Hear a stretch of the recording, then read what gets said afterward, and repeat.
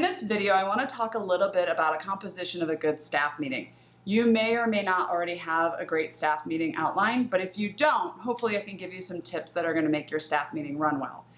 First of all, it's important to make sure that you have a staff meeting at least every month. Some offices may want to have it every week, some offices may want to have it every other week. In our office, we do it once a month, and that's the minimum I would suggest. Because when you have staff that are in different areas around the office, head down working on patients, a lot of times they miss kind of what's going on in the big picture. So to bring the team together once a month is really important. So first I would say make sure at least regularly you're having your staff meeting. Second of all, make sure that your doctor is included if he or she's not running it, at least being included in the staff meeting. It's important to make sure that the leadership, the manager, the doctor, are there in a sense of leadership in the meeting. So try to time the meeting so that the entire staff can be there, or as many as possible, and that the office manager, yourself, the doctor are all included in the meeting. Next, there are certain things that you should go over in a meeting. You could get a meeting outline online, but the idea is just kind of going over with the staff, what are the stats of the month, how we're doing against our goals. So where are we at production, where are we at collections, where are we at new patients. Old business, things that we've talked about in the past, new business, things that are new to the staff, maybe they need to be up to date, and just kind of a general overall of what's going on. So I'm going to show you some examples of one of our recent staff meeting. In this little section, I'm going to show you just how Dr. Hatch goes over the goals of the month and how we're doing against the goal. So see a little bit of example of one of our staff meetings. So monthly stats, we're halfway through the month, which is the end of the second quarter. How are we doing? So our goal is 149 and 500, and we are at 151 and 638 for production. Woo. For collections, our goal is 130, and we're at 131, 942. I love it. We're right on track. Right on. That's good. So that's right where we want to be, which is perfect. During the meeting, it's important to also review things that are going on in the office, to talk about areas that need to be addressed, maybe things that have been shared amongst a few of the staff, but now it's important to bring the whole staff on the same page. People like to know what's going on in the business. That's one of the number one things employees talk about, is that they want to feel part of the bigger team.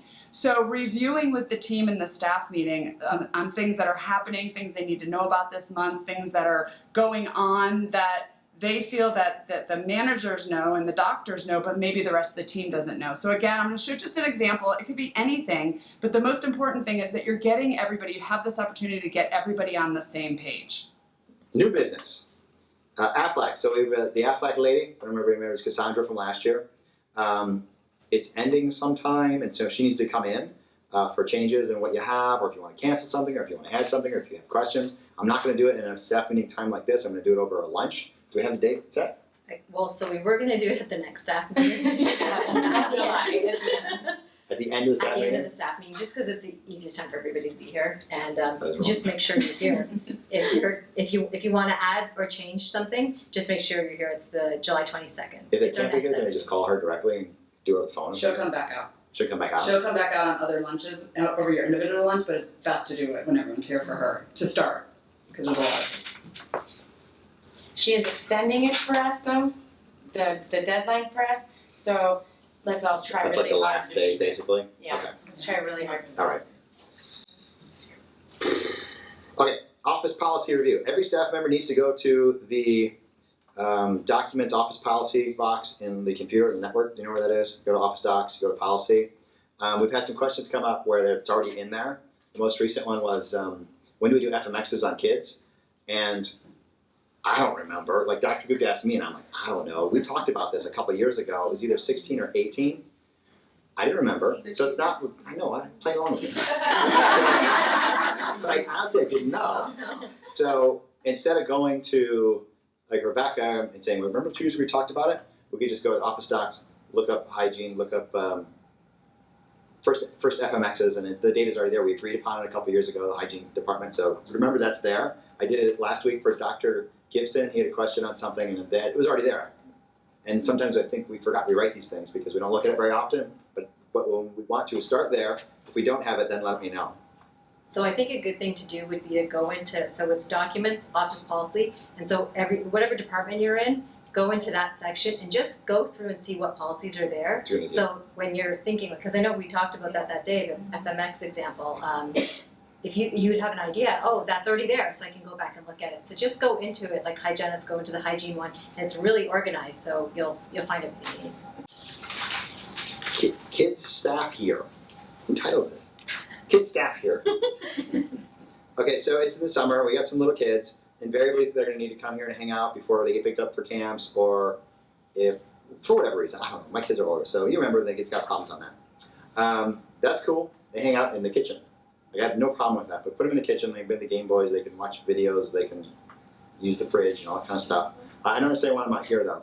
I don't remember why it's on this list. Oh, because I want to keep it nice and clean and professional. Okay. Beyond being prepared for the team meeting, another important part of having this or about the staff meeting for you is to recognize also that this staff meeting needs to be well controlled.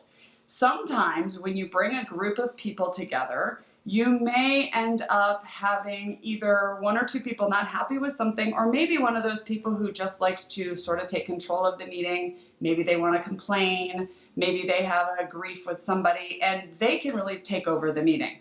So it's very important when you have a staff meeting to make sure you have an agenda. You stay on that agenda, and if ever you feel like something being added to the meeting, some comment, some question, if it's not going to be positive, if it's not going to help the entire group, or maybe it needs to be addressed at another time, that it gets handled right then. Because I've been in a ton of meetings over the years, and I've seen meetings go bad very quickly. So you're going to see an example here of how Danny takes one of the topics, and it could easily have turned into a whole huge discussion with the team, but Kate made sure to handle it right away and not let it be addressed with everybody in the team meeting. So we're almost done. Does anybody have any last questions or comments? Yeah. So you were talking earlier about like people bringing children in for the summer, and I completely understand like working out rides and stuff for camps and everything. But everyone knows how much I love Roxy, and she's my dog. For those of you who don't know, and I was just wondering if maybe she could like be in the office or like tied up outside in the back, because just because mine has fur, it doesn't it's not fair that I can't bring mine because there's no one to watch her. This is and a it's great hot. conversation topic. We can talk about this later. Okay. Another thing that you can do during a staff meeting is to spend some time training. If you've taken the time out of your day to stop your production, to close your office, maybe forward your phones or have somebody else answering your phones, this is a great time to work on some of the areas that the staff need to work on. So whether you sit down as a team and watch a Front Office Rocks video and then work on that, or maybe there's some things you've seen around the office that need a little bit of help, a little bit of addressing, this is a good time. So I'm going to show you an example of we needed some help of handoffs and doing better handoffs. And you can see in the example, they're not super good in the handoffs of handing one patient off to another, or a patient off from one employee to another, and we're going to work on that in this staff meeting. So I'm going to just show you an example of like how you could partner your team up and have them work on different areas that you want them to address for your office. All right, so we all know how important good handoffs are from our clinicians to our front office people and vice versa. And so we wanted to practice that a little bit to end our meeting. So, turn around, face your friend, let's do it. 5 minutes.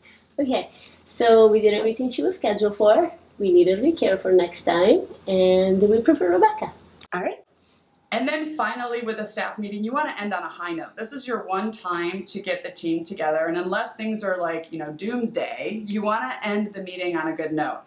You can end it just like a huddle. You can end it with some jokes, you can end it with a video, you can end it with a prayer, you can end it with anything you want. It doesn't matter. In my office, what we tend to do is we tend to end our meetings with reviewing the reviews online.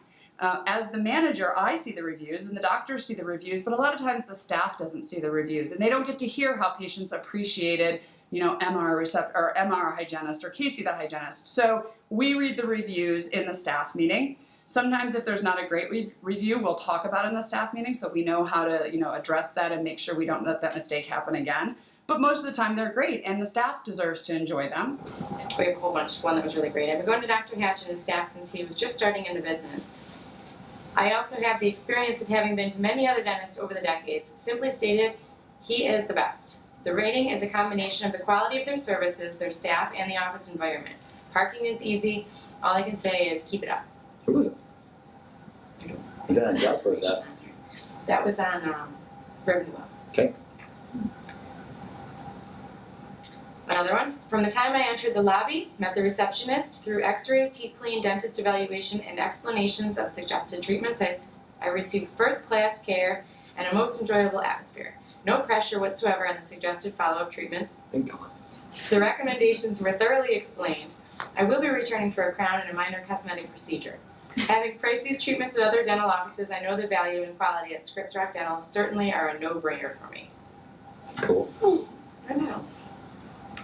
I love this place. Great vibe, great people, very professional. I worked with Casey again today. She's fantastic. There was a song playing on the sound system, and I just had to sound hound it. And they literally turned up the music and took my phone so I could hear it near the speaker. What other dental office does that for you? Outstanding. I'm going to keep coming here even though my dental insurance doesn't cover it. That's great. I had a great experience for my first dental visit, from the enthusiastic greeting from the receptionist to the informative post-exam meeting with Dr. Gupta and Jess. Rebecca provided a thorough exam and cleaning, all the while chatting about relevant tooth care suggestions. And showing me a better way to floss. That, surprisingly enough, is easier and takes less time. I look forward to follow-up visits.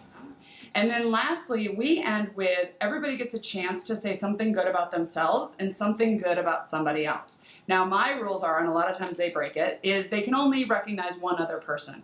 So instead of going around like, oh, you know, you're great for this and you're great for that, they can pick one person. And the idea is to thank them or recognize something great they did, because a lot of times we're running around throughout the day and we miss that recognition of somebody else.